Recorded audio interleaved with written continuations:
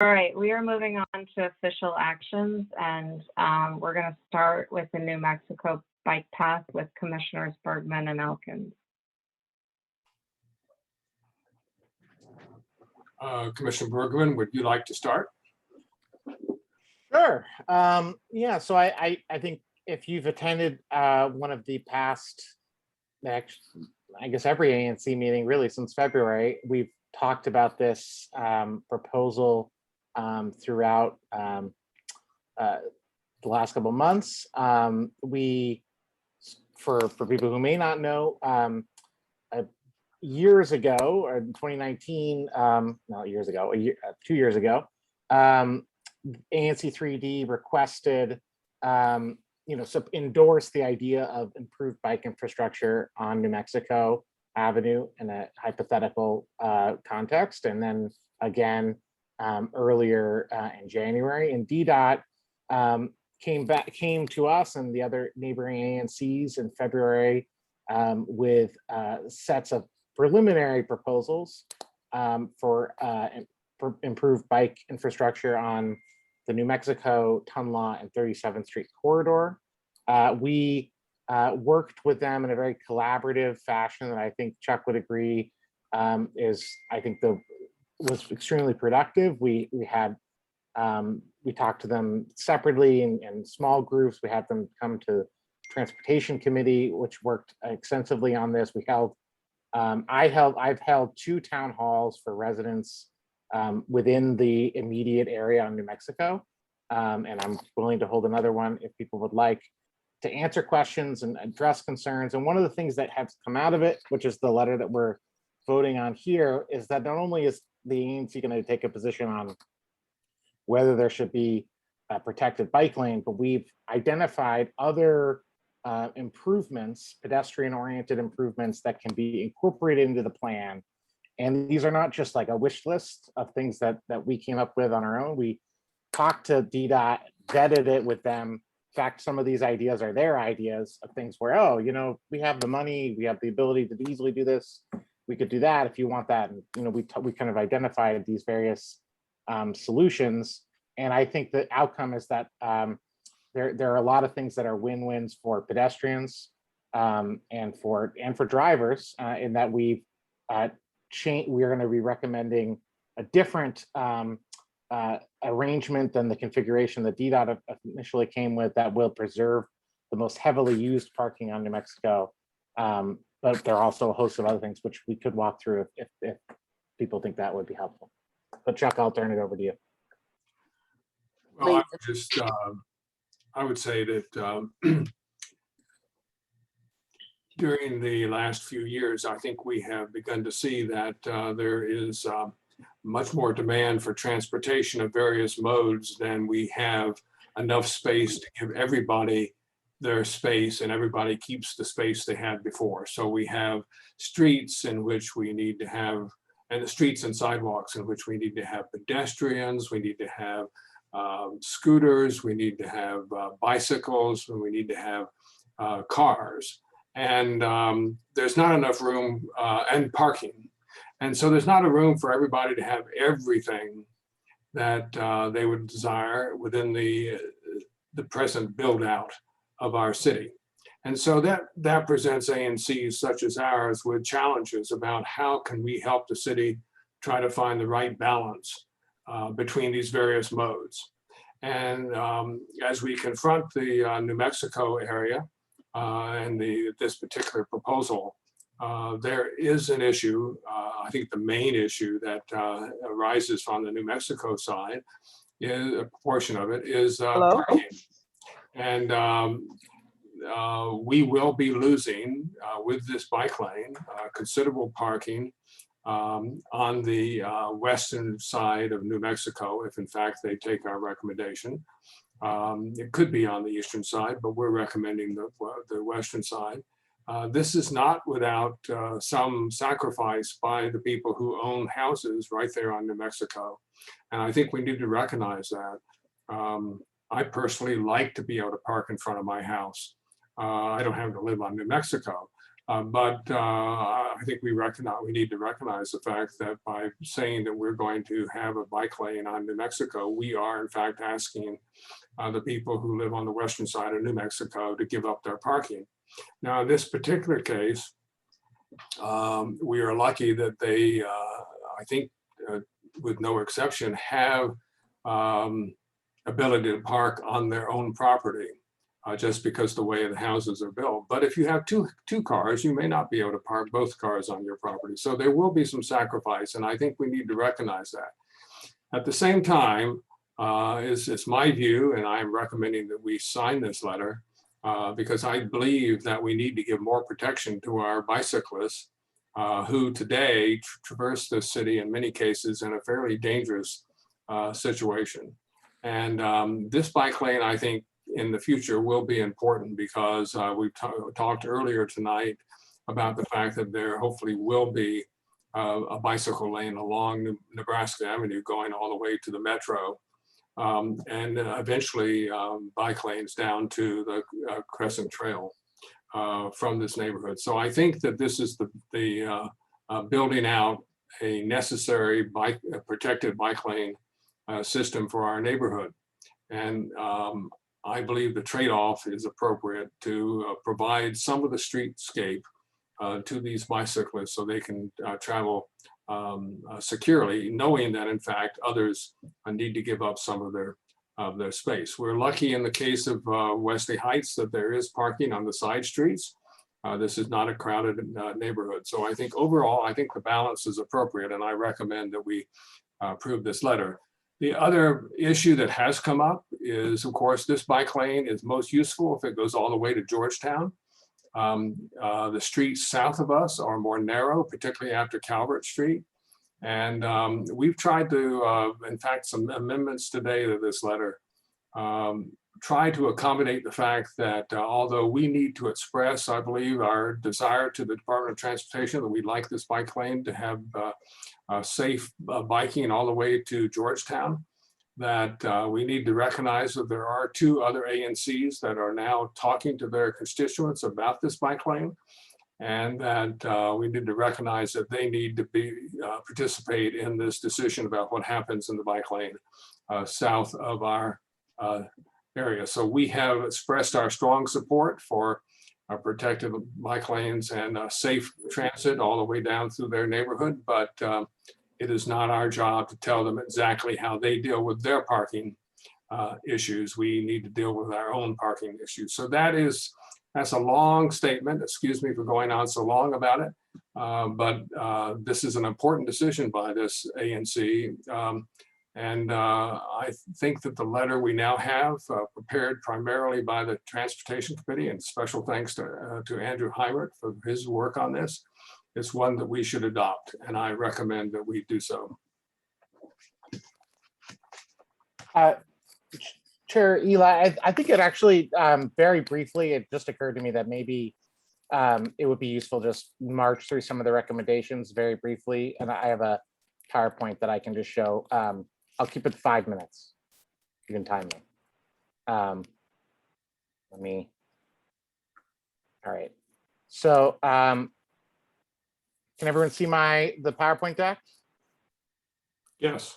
Great. Okay, so this shows where we're talking about the network that exists and what the corridor that's under discussion.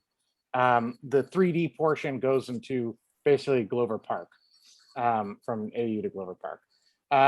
Just a little bit of the crash data. I think it's useful to kind of, when we understand some of the recommendations that we've made about that there have been a lot of accidents at particular intersections on New Mexico, as well as just some safety issues in general. So the first kind of big recommendation, if you look at the letter, there's 9 of them bulleted out. And the first one is just that we are recommending a cycle track on the west side and removing the parking on the west side. If you are familiar with the area, the east side of New Mexico is the side with the condominium buildings and the mall. And the west side is the side with single family homes, Mann Elementary, a little, a block behind, and then the church on the corner. one of the reasons why we're recommending, as I said, preserving the parking on the east side is that there's a few reasons. One, there's more of it. As you can see, this alternative reduces parking the least, but does reduce parking, as Commissioner Elkins said.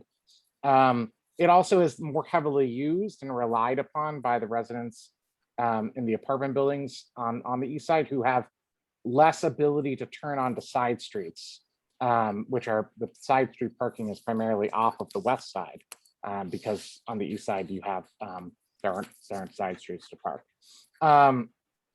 This has been posted online, but there was a parking survey that kind of confirmed our observations that the east side is more heavily used. And this shows where the existing parking is. I'm just gonna go forward here. These are the town hall that I did for my constituents, showing kind of the stretch so people can kind of picture it. So here on the church side was where we would recommend parking being removed. There's no parking there in that picture. As we go down along, you can just keep your eyes on the west side. As we go down, this is what we're talking about. These are the parking spaces that we're talking about. So the other requests are these pedestrian improvements. To just quickly hit on them. So one is our curb extensions or pedestrian islands, particularly at some of these intersections that have had a lot of accidents, which will be helpful. And DDOT said they can incorporate that into the plan. And they might not be able to if we hadn't sort of talked to them about these ideas when they're discussing the bike lane. This shows a pedestrian island. The other ask is that for flashing beacons, it's easy for them to install and something that can be incorporated into the pedestrian island.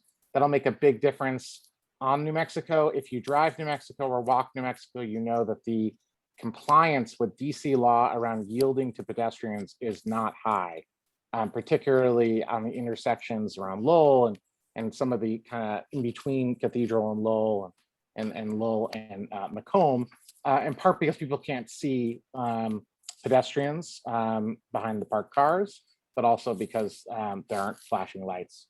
The other ask is for it to improve the signalized intersections with leading pedestrian intervals. You know, this is not a design change, but because we have DDOT's interest and they want to make this project happen, this is something that they have agreed to think about and work on. And then we asked them to think about other warnings and signage. And then there's an ask for them to evaluate cameras. They said candidly to us that they did not think that New Mexico was heavily used enough to justify cameras. I'm not sure that that's true. And part of it is admittedly that they don't have enough cameras to go around for all the needs, but that's something that we would like them to look at. And then the last one is something that was a DDOT idea, which is these bus tables, which shows a picture of it, which the idea is that it would kind of reduce the chances for reduce the instances in which a bicyclist would go into the road because of a bus or because people congregating by the bus. They wouldn't have to, they would be able to continue along. And then also there's some evidence that it would make the buses travel faster. So that's the recommendations in a nutshell. And if there are any questions, we can answer those questions. So, Madam Chairman, we are proposing the adoption of this letter, and I guess we're looking for a second. I second. All right, we have a second. Do we have any discussion? Does anyone object? With no objections, this letter is approved. Are we All doing right. the amended letter or the original? I mean, which letter are we voting on? We got two sent to us today. The letter that's on the website at the present time, which has changes to the third paragraph, modifying the use of the word protected bike lanes. Can we discuss those changes? Yes, we can. Yes. Because I mean, I'm a resident of 3B, and these changes seem to be in deference to 3B's opinion on this issue. And 2E. and 2E. Okay. And I mean, I encourage everyone to go to 3B's meeting on Thursday. I think it's the 14th or the 15th.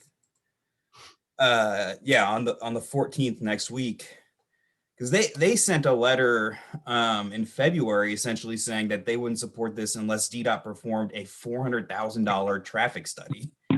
And the general, feeling I get from them is that they are extremely concerned with the removal of parking spaces. And I understand that it's their area, but I've personally been somewhat disappointed with their lack of community engagement on this issue. And I'm not sure that 3D should defer to them. It should just express its own opinion, and they can express their own opinion on this issue.